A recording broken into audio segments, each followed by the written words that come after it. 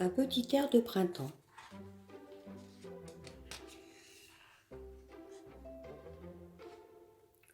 Dans un lieu très lointain, dissimulé par de hautes montagnes, se niche une vallée secrète. En observant attentivement, vous pourriez trouver un chemin qui y mène. Mais vous pourriez passer aussi des centaines de fois devant sans jamais l'apercevoir. La neige fondue dévalait du sommet des montagnes à mesure que le soleil se levait. Le silence de l'hiver faisait place au chant des oiseaux résonnant à travers la vallée. Enfin, le printemps était arrivé. Après un long voyage, Kiki regagna son nid douillet, avec l'une des plus belles vues sur la vallée, tout en haut de l'arbre mort.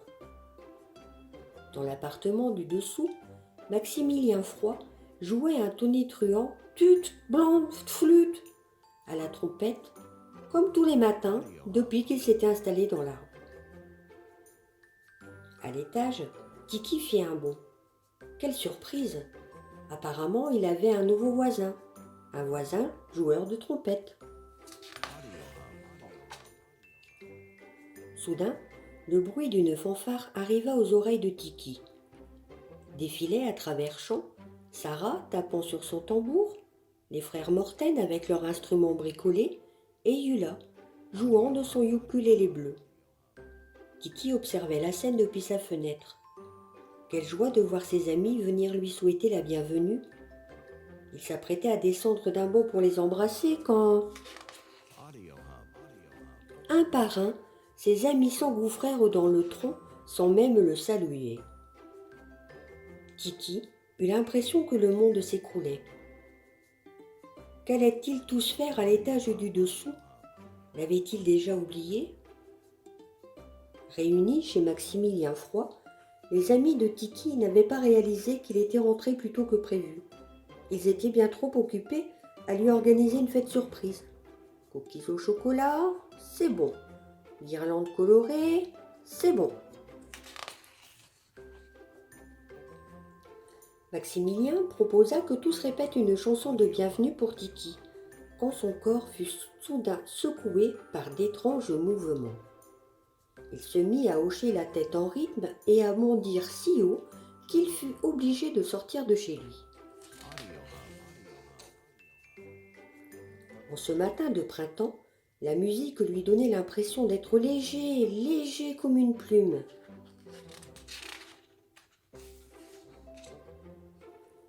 Les choses ont beaucoup changé par ici, pensa Kiki en observant avec tristesse ses amis suivre son nouveau voisin le trompettiste.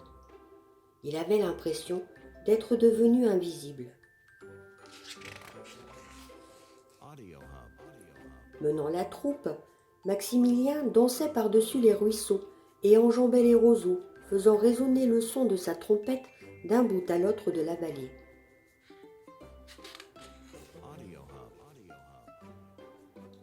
Anna, la fée jardinière, qui était toujours très occupée à la venue du printemps, leva la tête. « Tiens, quel est ce son? Serait-ce de la musique ?»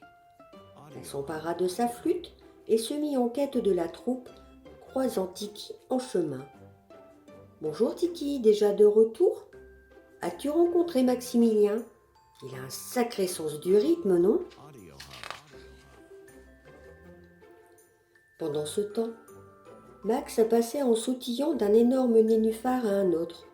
Dès qu'il entendait sa musique, petits et grands insectes, oiseaux, vers de terre, grenouilles, fées et elfes et toutes sortes de créatures entraient dans la danse. Le moral dans les chaussettes, Kiki venait de s'asseoir au bord de la rivière quand il vit passer Tête d'Oignon. Ni une ni deux, il décida de la rejoindre sur son embarcation. Ils se laissèrent porter par le courant et se retrouvèrent soudain entourés de silence et d'obscurité. Comme à son habitude, Ogre était de très mauvaise humeur. Il avait passé toute la matinée à pêcher sans aucun résultat. Pas un seul poisson. Tiens donc, un oiseau bleu? C'était bien la dernière chose qu'il s'attendait à attraper dans la rivière. Mais c'est mieux que rien, il avait tellement faim.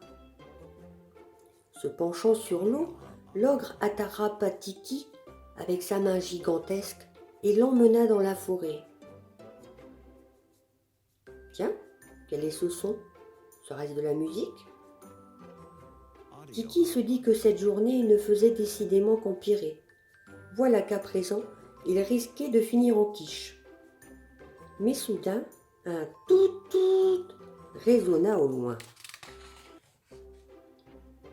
Maximilien avait continué à danser et à jouer de la trompette jusqu'à l'orée de la forêt sombre aux arbres étranges.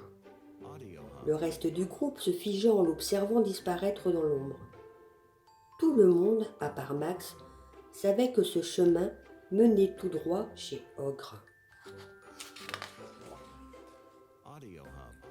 Bientôt, on n'entendit plus le son de sa trompette. Inquiète, Yula s'élança dans la forêt. Il fallait absolument qu'elle sauve Max. Sarah la suivit sans y réfléchir à deux fois, et tous leur emboîtèrent le pas. Toute la bande zigzaguait entre les lianes, glissait sous la canopée. Jamais la forêt sombre n'avait été si animée. À mesure qu'ils s'approchaient, ils pouvaient à nouveau entendre le son de la trompette de Max. Mais on aurait dit qu'il était accompagné d'un violon. Comment est-ce possible? Là, au cœur de la forêt, quel soulagement d'apercevoir Maximilien et Ogre en train de danser comme des fous. Mais l'ambiance ne fut pas à la fête très longtemps. Yula venait de découvrir qu'Ogre détenait Tiki prisonnier dans un arbre voisin. Quelle horreur! Tiki! Ogre, tout honteux, accepta de laisser partir Tiki. Relâche-le tout de suite. Une fois Tiki en sécurité, Yula s'approcha de Sarah et chuchota une idée à son oreille. Tandis que Yula et Tiki rentraient tranquillement à pied, les autres prirent discrètement la route de la maison de Maximilien. « Allez, viens, Tiki, je te raccompagne. »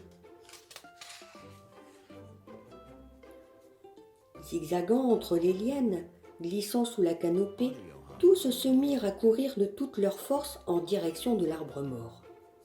Il fallait absolument finir de préparer la fête surprise.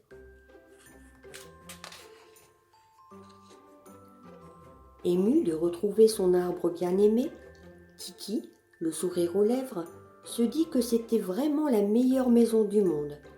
Il se mit à rire, en se rappelant soudain qu'il avait désormais un voisin un peu dingo qui jouait très bien de la trompette. Arrivé à la porte, Tiki sursauta si haut qu'il faillit se cogner au nuage. Quelle surprise! C'était donc ça que ses amis manigançaient? Bienvenue!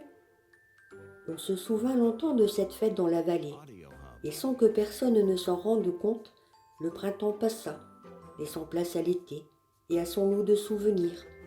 Mais ça, c'est une autre histoire.